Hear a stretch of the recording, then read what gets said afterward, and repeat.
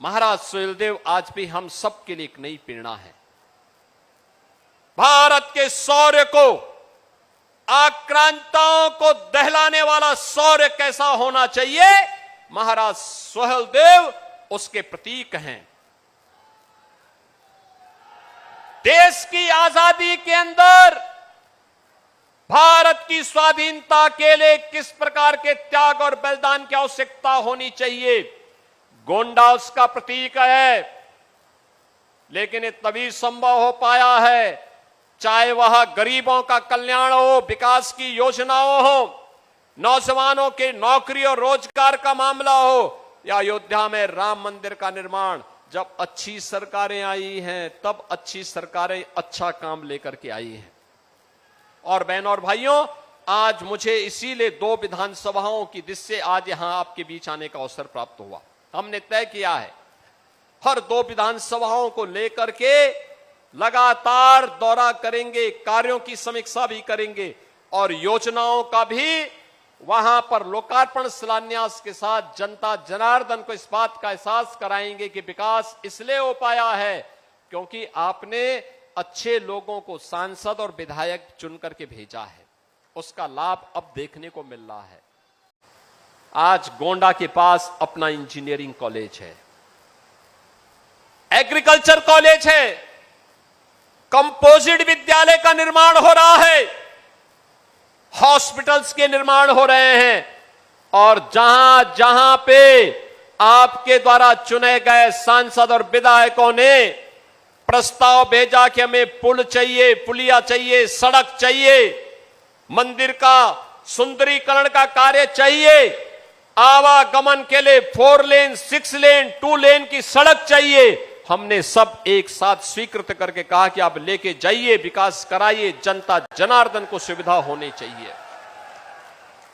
बहनों और भाइयों, ये तब संभव हो पा रहा है, ये विकास के कार्य हो, एक गरीब कल्याणकारी कार्य हो, विरासत से जुड़े हुए ये कार्य हो, नौजवानों के लिए नौकरी हो, निवेश के माध्यम से रोजगार हो, ये तब संभव हो पा रहा है जब आपने कमल का बटन दबाया और कलम के बटन के बाद जब मां लक्ष्मी का आशीर्वाद प्राप्त हुआ तो धन की वर्षा यूपी पे हो रही है और वो पैसा आपके जनपद के लिए जा रहा है, आपके गांव के लिए जा रहा है।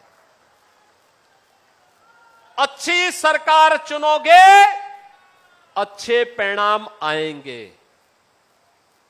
अच्छे लोगों को चुन करके भेजोगे, अच्छे परिणाम आएंगे। गलत लोगों को चुनोगे तो उसका खामियाजा से भी कोई वंचित नहीं कर पाएगा। और यही तो होता था 2017 के पहले जब गलत सरकारें आती थी, यही होता था। वो विकास केवल एक गांव तक सीमित होकर के रह गया था, एक गांव तक सब कुछ वहां। हमारे लिए हमें मेडिकल कॉलेज बनाना था, हमने ये नहीं कहा कि सेफई में बनेगा, हमने कहा गोंडा में बनेगा, हमने कहा बनेगा बहराइच में, बनेगा बलरामपुर में, बनेगा अयोध्या में, बनेगा बस्ती में। इन सभी जनपदों में हम लोगों ने मेडिकल कॉलेज बनवा दिए। सरकारी मेडिकल कॉलेज सिद्धार्थनगर में भी बन गया, सब जगह मेडिकल कॉलेज। अंबेडकर नगर में मेडिकल कॉलेज, सुल्तानपुर में मेडिकल कॉलेज। कौन जिला है जहां पर मेडिकल कॉलेज का निर्माण नहीं हो रहा है? अब तो अयोध्या में राम भक्त के अलावा कोई रामद्रोही घुस ही नहीं सकता है, ऐसी व्यवस्था कर दी गई है।